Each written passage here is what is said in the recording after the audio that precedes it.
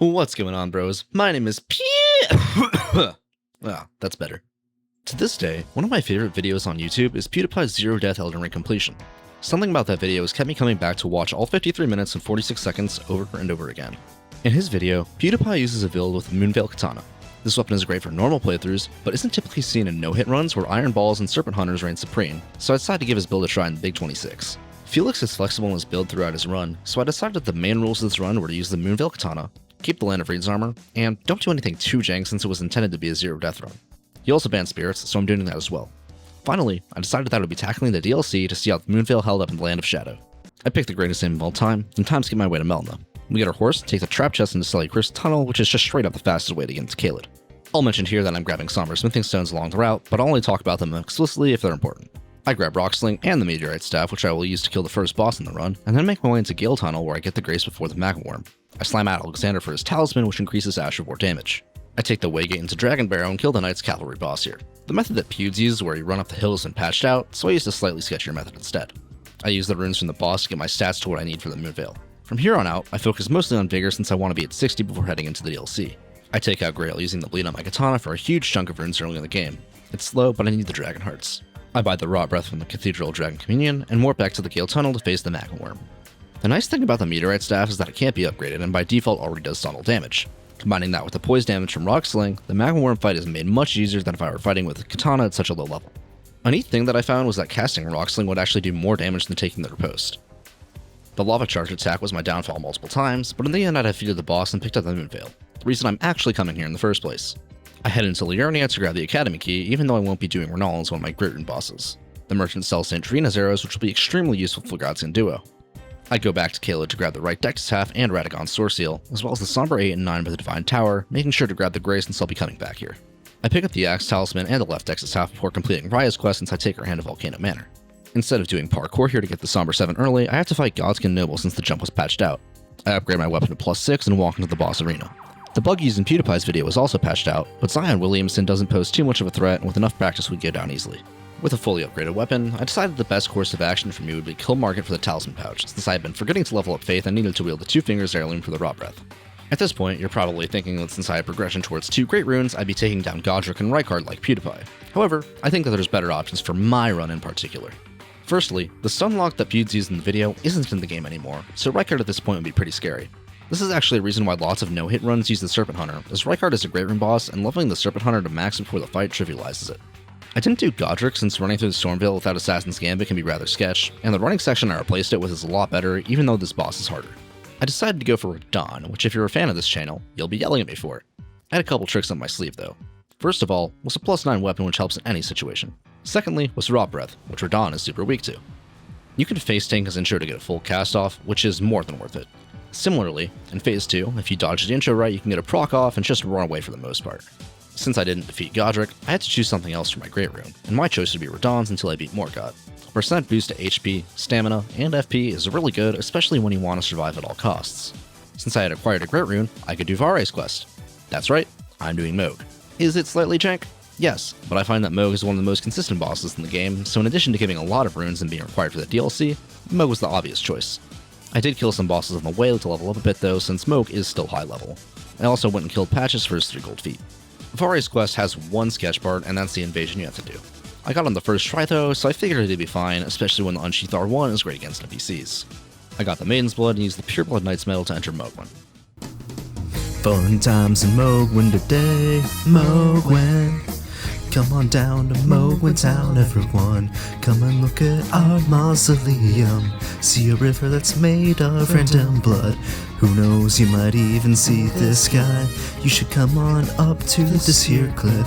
It's the perfect place if you're a pussy. Watch the clergymen all sit with hands up. If you're here, why do you need gold seats? Here's the place where there's apparently industry. This elevator takes you to the big guy. Mohgwyn leads the nation for dudes. Here's the boss room with Mohg the Omen. He's the guy who invented Mohgwyn, yeah. I spent a couple of attempts labbing out Mohg with Rot Breath, but couldn't find an opening to get a proc. Writing the script, I realized I never actually had to do so while he knee heals, but that didn't prove too big of a deal since once I Great Runed up, he went down without any trouble. Well, it's at 30,000 to our 500,000. I've done things. I ran to get the spiked crystal tier after this since I thought it would be better for the video's pacing, and not because I forgot to do it earlier while I was running around collecting everything. Before the gold free fight, I went to Weeping Peninsula to level my flasks a bit since I was only sitting at +4 and I had leveled up Vigor a lot with the runes from Moog. The katana moveset is, in my opinion, excellent for this fight. The charged R2 is fast enough to get a critical punish on some attacks, as well as having a fast enough jump R2 for his stomp instead of needing to settle for an R1. Got Reed down without a hitch, and I got a talisman pouch as well as a hefty chunk of runes.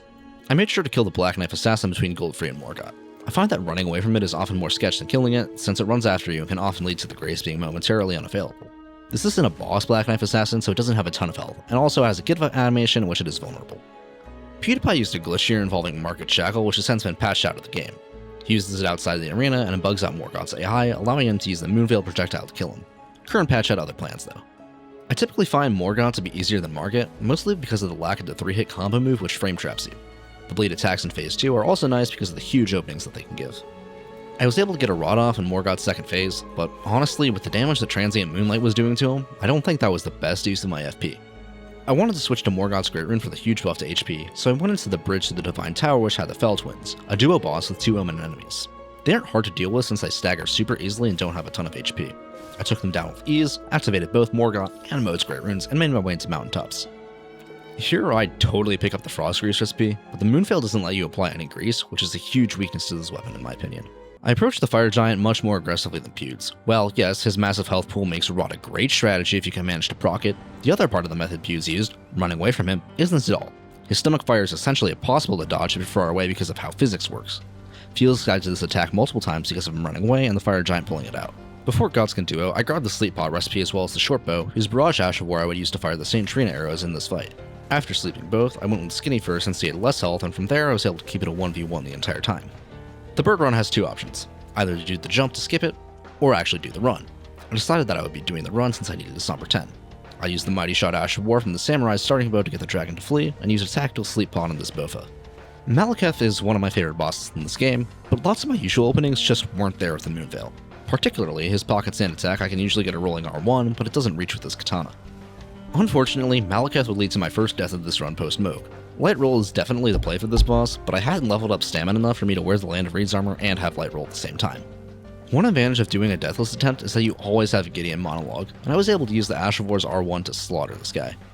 Horaloo had lots of openings for an Ash of War R2, making him easy, and it was time for the final boss of the base game. Before that though, I was off to Mountaintops to grab the Crimson War Bubble tier. This tier converts damage taken to HP gain for a little bit, so I chugged this right before Elden Stars, allowing me to survive it with no issues. Radagon has this thing where once you get him into his second phase, you can do a ton of damage to him, and if you have a strong enough weapon, basically finish the fight. PewDiePie uses a Starlight Shard against Elden Beast, which I forego in favor of charged attacks. It's super rare that you're in range of a Transient Moonlight projectile, but out of range of melee in this fight, making the Ash of War not that much of an upgrade. Here's the bubble tier in action, and the base game completed. Time for the DLC. I'll be the first to admit, I'm not a fan of the DLC. Before you get into any actual action, you need to spend a long time grabbing Skidoo fragments, most of which don't actually unlock any meaningful map progress if you're just trying to kill Consort Radahn. I have my other gripes, but having to run around for 2 hours before you can play the game just isn't fun in my opinion. I'm eternally grateful that they made level 12 soft cap, so I only had to grab less than 30 instead of all 50 fragments. In my shopping trip, I grabbed the 2-handed sword talisman to replace the axe talisman on my loadout. This provides a straight 15% buff when 2-handing, which I was always doing anyway, beating out the 10% to only charge attacks with the axe talisman. Once I got that pre-Mesmer Grace, I went around and grabbed the 4 remaining Sacred Tears which I had avoided previously to them either being hideously out of the way or too dangerous. The Viking LNR invasions are chill at my level, but Okina is scary because of Rivers of Blood. I can't be the only person who feels like the trailer's overhyped Mesmer. He has lots of long drawn-out combos, yes, but you can get huge punishes off most of them. Even more so in Phase 2 since lots of the snake attacks leave him vulnerable. That is, if you can dodge them, which I was not. Mesmer went down, and I had the first DLC boss done. I don't know if you're intended to find Romania or Mesmer first. In my initial playthrough of the DLC, it was the former, and in my most recent playthrough of the DLC, I'm pretty sure that's the intended way as well. Comparatively, I was doing insane damage to Romania and was staggering her every couple of hits. Despite all her jank, I was able to take down Romania with the ease of the Michigan Wolverines taking down Yukon and March Madness. Inner Ilum is probably my least favorite area in all of Elden Ring. The Inquisitors are annoying but manageable, however, the Divine Beast Warriors and Birds are way overtuned, making the running section some of the worst in the game. Once you get past that, it should be all good. I forgot about this. Nothing on this planet makes me want to rip my balls off more than the Let a Gank fight. NPCs are already bad enough as is, see Gideon Ofnir, and this fight throws 3 of them at you once. Moreover, it's an invasion, so you can't use a Great Room, which who knows how helpful it'll be, since FromSoft didn't make it so you don't get 2 guys attacking you at once on this boss. Believe me, I tried everything for this fight. I tried leveling up Vikes War Spear, I tried using my Uchi Katana for the bleed buildup, but in the end, I had to give up and summon a Tan, who could only help so much. I can't imagine how impossible this would be with all 5 at once when I struggled this much with only Hornsent, Dane, and Letta. The Promised Consort Radahn fight Phase 1 might be one of my favorite boss phases in the game. Phase 2, however, is on the complete opposite end of the spectrum. If you get hit, you're frame trapped into an AoE move, and lots of his hologram attacks have the same issue that Malenia has where, if you don't know how to dodge them, it's nearly impossible to do so. In addition to this, he attacks your frame rate directly, and his 65% HP transition isn't helpful either. After about an hour of trying, I was able to best Radahn with PewDiePie's own build. Before I end the video, I want to talk some pros and cons of this build. Firstly, the moonveil having projectile is pretty nice, and it's somber, but those are about the only kudos I can give to it. Like I mentioned earlier, you can't apply grease to it, especially when frost or rock grease would prove to be really helpful. Additionally, transient moonlight is arguably worse than Unsheath. Unsheath can do more raw damage, as well as break stances better. It costs less FP too, so if you don't need the projectile, Unsheath would make more sense. The Uchi Katana is starting equipment for the samurai, and you don't need to kill a boss to get it. The main downside is that it uses standard sifting stones instead of somber, and it's exceptionally difficult to get a high level weapon before early bosses. I think the Land of Reeds armor was another downfall of this build. It's not light enough to be light armor at this point, but also not heavy enough to actually do anything in terms of protecting you. I think buying Radahn armor is a great option here, since everything except the head can be medium rolled quite easily. The Talisman loadout is solid, although I'm not sure why he ran Sword Seal throughout the entire run. The increased damage becomes a huge issue later on. All in all, I think the Moonveil is a solid choice for a base game run, but one particular DLC fight makes this impossible, unless you'd be willing to pivot for Letta. But that's all for now, I'll see you in the next one. Love you. Bye!